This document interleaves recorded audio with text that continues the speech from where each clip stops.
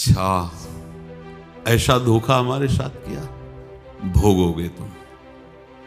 ये जो निकलता है ना भोगोगे, ये अकाट्य होता है। क्योंकि किसी का भी हृदय, मान लो किसी भी जीव जंतु को आप कष्ट दें और उसका हृदय आह भर जाए, तो वो आह वज्र की लीक है, तुम्हें भोगना पड़ेगा। वो आह किसी की ना लेना जिंदगी। कोई ऐसा कोई आह भर करके कह दिया तुम समर्थ हो, हम तो कुछ कर नहीं सकते, और अंदर से दुखी, फिर तुम्हारी सामर्थ्य काम नहीं करेगी, मिट्टी में मिला देगी। ऐसा नहीं कि आप जो कर रहे हैं कोई देख नहीं रहा, कोई हिसाब किताब नहीं, जो कर रहे हैं अवश्य में भोक्तव्यम, बहुत सावधान।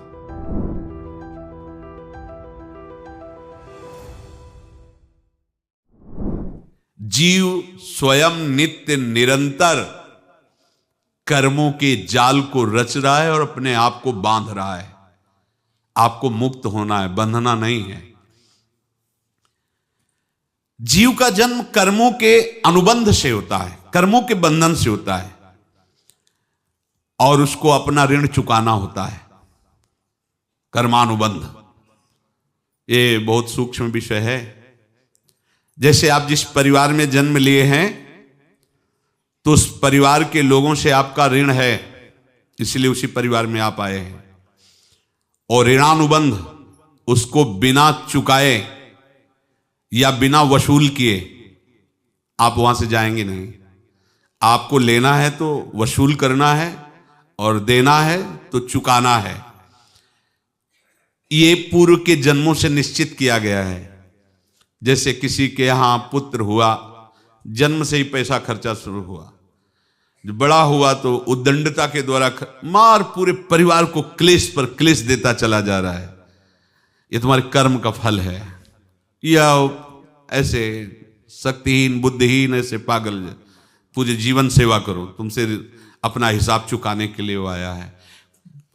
अब परिवार के जो सदस्य जुड़े आके, मतलब पत्नी आते ही पूरी हृदय में आनंद, परिवार में आनंद, और जीवन भर वो आनंद ही सुख देने के लिए उसका जन्म हुआ। वो अपना ऋणानुबंध मुक्त, और आते ही भयंकर क्लेश खड़ा कर दिया, बीच में दीवाल और झगड़ा वैसा, फिर अतरे दिन मारपीट शुरू, कलह अशांति, पूरा जीवन नरक हिसाब करने आए।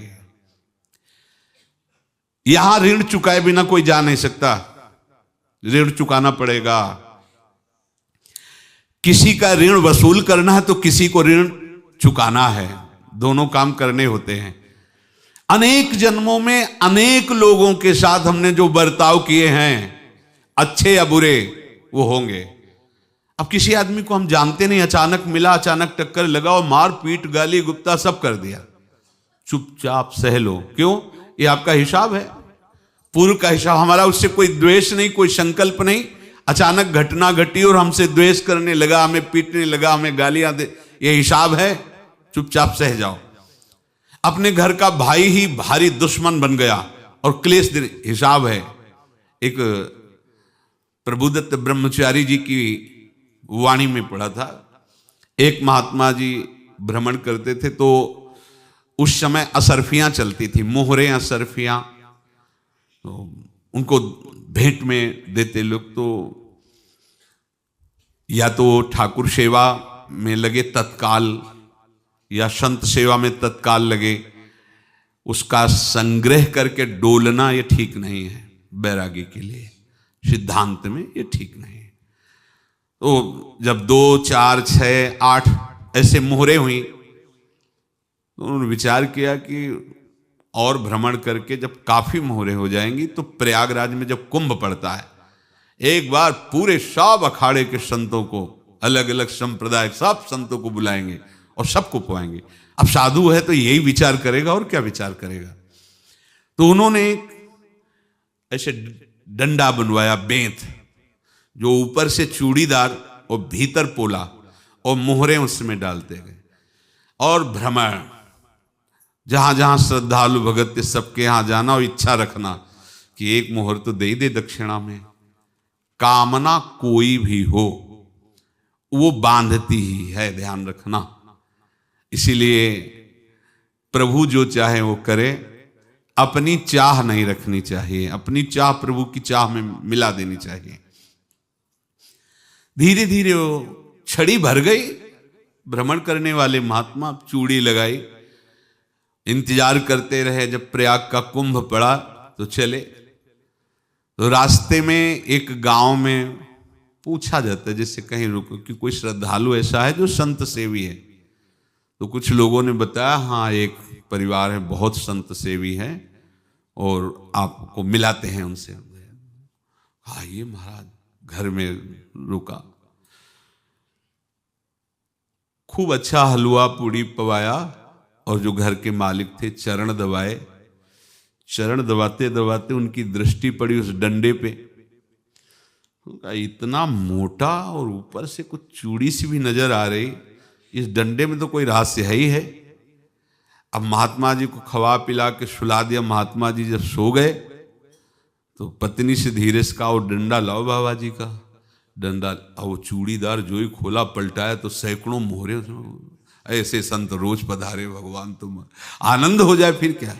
पत्नी से कहा नाप के कंकड़ लाओ। अब वो तो महात्मा जी तो खाए खीर पूड़ी, आराम से सो रहे। रात में पूरी प्लानिंग करके उसमें कंकड़ भर के चूड़ी लगाकर सिराने रख दिया, सारी मोहरें हटा ली। महात्मा जी आराम से छड़ी उठाए तो वजन पक्का। वैसे बड़े लोग चतुर होते हैं, पर ये नहीं जानते कि कर्म कितना भयानक होता है। और उनकी कोई संतान नहीं थी, पर धन में इतना प्रेम उनको था। बहुत सावधान। साधु महात्माओं के पास जो अर्थ है, गृहस्थी अगर आता वहीं से है, पर अगर उसको जोर जबरदस्ती या किसी छल कपट से, तो वो उसका विनाश ही करता है। आज तक का प्रमाण है। अब उनको ये भाव पता नहीं होगा, या पता होगा तो लोभ के कारण वो उसको मान नहीं पाए होंगे।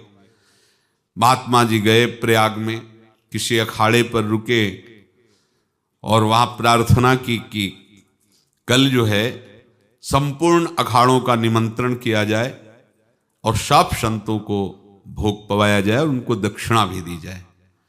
महंत ने सोचा कि बहुत बड़ा है तो उत्सव है, क्योंकि प्रयाग में कितने हजारों संत महात्मा सब।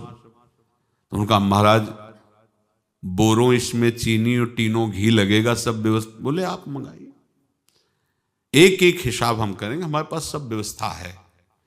बोले कुछ तो पहले दे दो, इकट्ठे देंगे हम। उनको था कि अगर हम छड़ी खोला और दो चार मोहरे दी, किसी को पता लग गया तो गड़बड़ हो सकती। बोले हम भंडारे के समय आखिरी में सब कुछ आपको दे देंगे। ठीक है। वो अपने पास से पैसे लगाकर खूब जितना सामग्री सब लाए, लाखों की, और सब संतों को निमंत्रण कर दिया। संत जन निमंत्रित हो गए, भंडारा बन रहा है। तब वहां के महंत है और उनका देखो भंडारा भी बन रहा है, संतों को निमंत्रण। अब आप अर्थ की व्यवस्था कीजिए, क्योंकि इतनी बड़ी हमारी सामर्थ्य नहीं थी जितना हमने किसी तरह हमने व्यवस्था की। अब मुझे अर्थ चाहिए, तभी आगे की व्यवस्था बढ़ेगी। संतों को दक्षिणा देंगे और जिनसे अर्थ लिया उनको दे। देखो रसोई बन गई है सब। उनका छत में विश्वास नहीं तो ये अभी चूड़ी खोली। उनको तो था ना कि मोहरे हैं, कंकड़। तो अब जैसे कितना उनको सदमा लगा होगा। हजारों संतों का निमंत्रण, रसोई बन, मतलब संत हो के छल कपट। तो उनका महाराज आपने तो हमारा नाश कर दिया, जो महंत थे। अब बताओ रसोई बन गई, संत निमंत्रित हो गए और आप ये कंकड़ दिखा रहे हैं हमको। आपने तो हमें बर्बाद कर दिया, हमारी इतनी सामर्थ्य नहीं थी, आप पहले बता देते। संत होकर ऐसा छल कपट। अब वो बोले तो क्या बोले, क्योंकि उनको पता था कि मोहरे हैं इसमें। अंदर से उनका चिंतन गया उसी सेठ के पास, अच्छा ऐसा धोखा हमारे साथ किया, भोगोगे तुम। ये जो निकलता है ना भोगोगे, ये अकाट्य होता है। क्योंकि किसी का भी हृदय, मान लो किसी भी जीव जंतु को आप कष्ट दें और उसका हृदय आह भर जाए, तो वो आह वज्र की लेख है, तुम्हें भोगना पड़ेगा। वो देखो भीष्म जी को भोगना पड़ रहा है ना। सांप को ऐसे धनुष की नोक से उठाया और बंबूल के कांटों के ऊपर फेंक दिया, कई दिन तक शेदा हुआ, वो आह भर करके मरा। तो आपको 6 महीने बाणों की सैया पर आह किसी की ना लेना जिंदगी में। कोई ऐसा कोई आह भर करके कह दिया तुम समर्थ हो, हम तो कुछ कर नहीं सकते, और अंदर से दुखी, फिर तुम्हारी सामर्थ्य काम नहीं करेगी, मिट्टी में मिला देगी। फिर ये तो संत थे और भगवत आराधना के लिए, संत आराधना के लिए ही ऐसा किए हुए थे। अब इनका कैसे मुंह दिखाएं, अब क्या करें। सुबह संत जन आएंगे, सबके बीच में हमारी कि देखो इन्होंने, अब क्या करें। गए और संगम में जाके छलांग लगाई, अपने प्राण त्याग दिए। अब उनके तो पास मोहरे थी और व्यापार बढ़ा, और 9-10 महीने बाद ही लड़का हुआ। अब तो उनको कि संत फलीभूत हो गया। देखो व्यापार चल रहा, लड़का नहीं होता था, लड़का भी हो गया, बड़ा आनंद छा रहा है।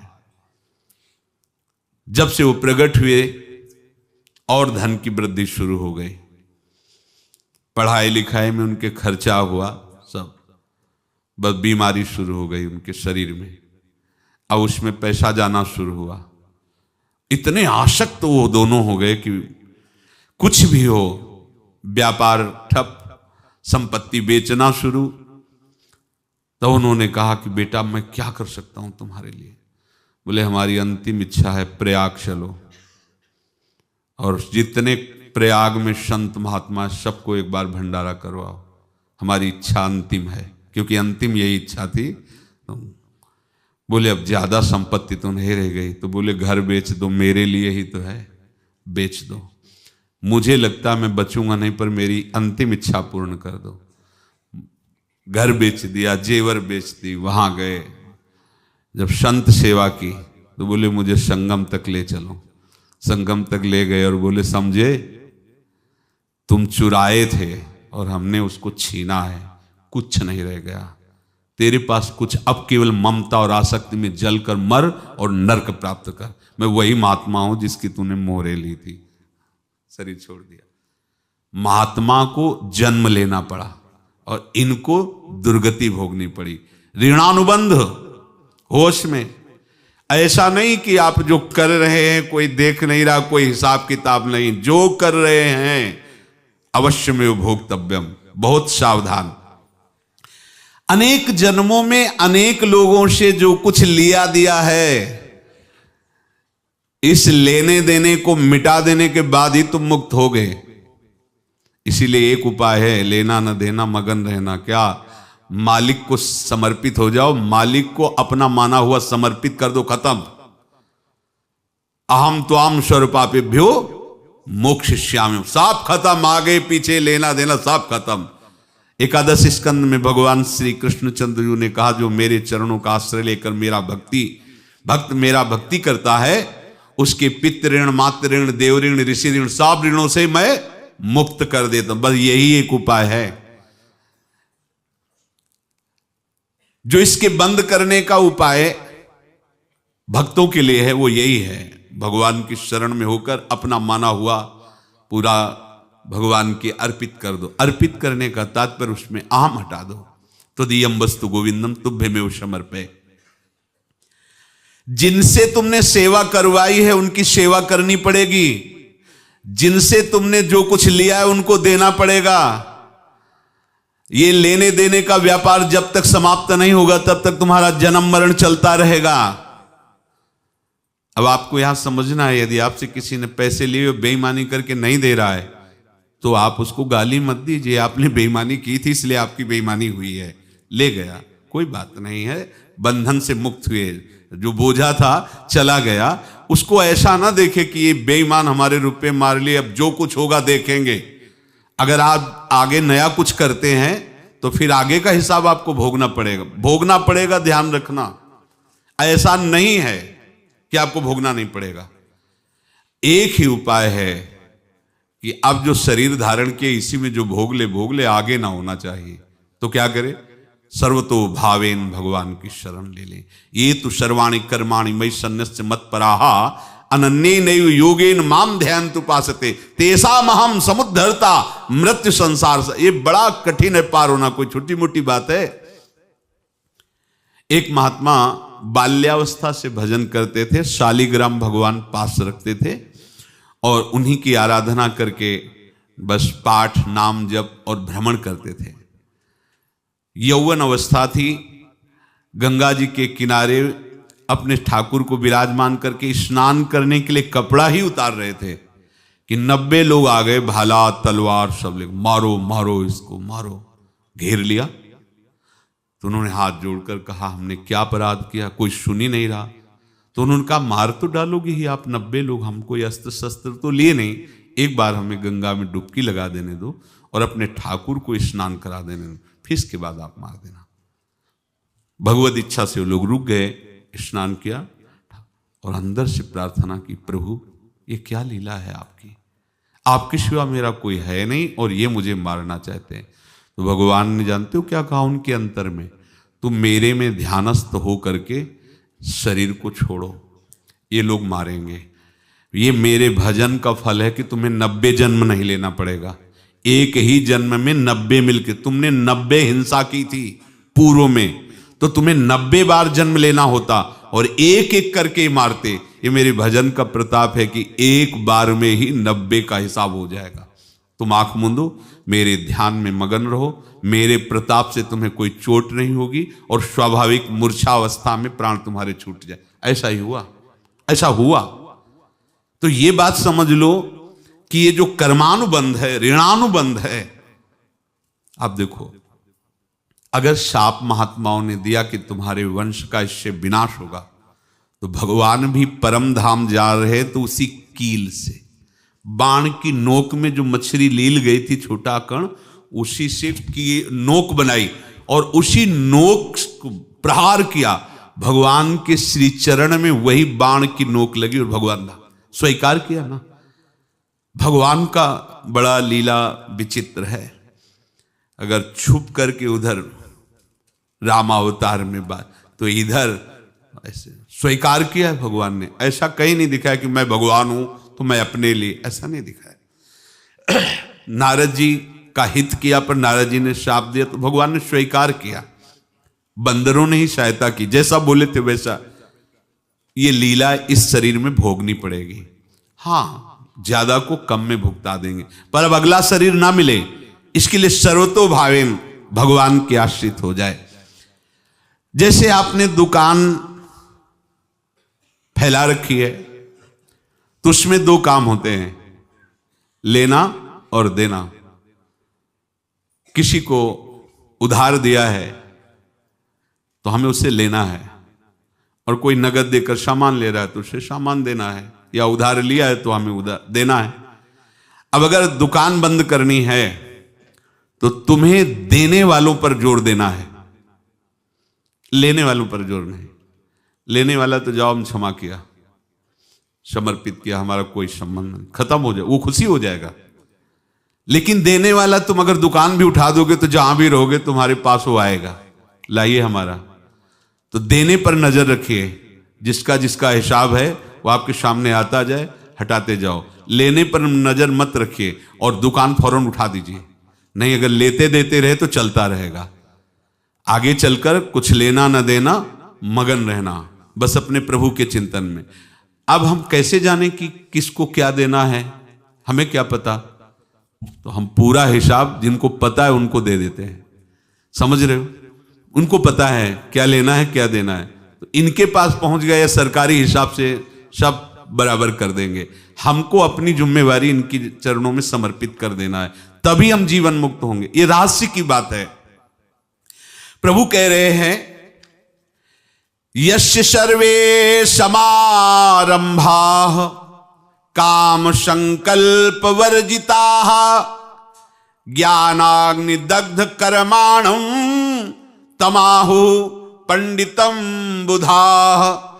जिसके संपूर्ण कर्मों के आरंभ संकल्प और कामना से रहित हैं, तथा जिसके संपूर्ण कर्म ज्ञान रूपी अग्नि से जल गए हैं, उसको ज्ञानी जन भी पंडित कहते हैं, बुद्धिमान कहते हैं। पूज्य श्री भाई जी महाराज कह रहे हैं, जैसे वहां ज्ञानाग्नि से दग्न कह रहे हैं, तो अपने वृंदावन वासियों का प्रेमाग्नि से सब कर्म संस्कार दग्न होते हैं। जिस समय आपके हृदय में भगवत प्रेम का प्रादुर्भाव होगा तो लेश मात्र कभी तुम्हें दुख नहीं भोगना पड़ेगा। प्रेम का प्रादुर्भाव होते ही दुख का नाश हो जाता है, महासुख। जब प्रेम का प्रादुर्भाव होगा तो समस्त पाप भस्म हो जाते हैं, अशांति नष्ट हो जाती है, संसार ज्वाला स्पर्श भी नहीं कर सकती है। जब भगवत प्रेम का प्रादुर्भाव होता है तो हो सकता है उस उपासक के जीवन में दुखों का पहाड़ टूट पड़े, परिवार खिलाफ, शरीर रोगी, अव्यवस्था, बहुत बहुत कुछ, सब कुछ। कह रहे हैं इतना सब होने पर भी उसके हृदय में कोई भी दुख नहीं होता। ऐसा सामर्थ्यशाली भगवत प्रेम है। भगवान के चरणारविंद का जिसके हृदय में प्रेम है, भारी से भारी दुख भी उनको विचलित नहीं कर सकता।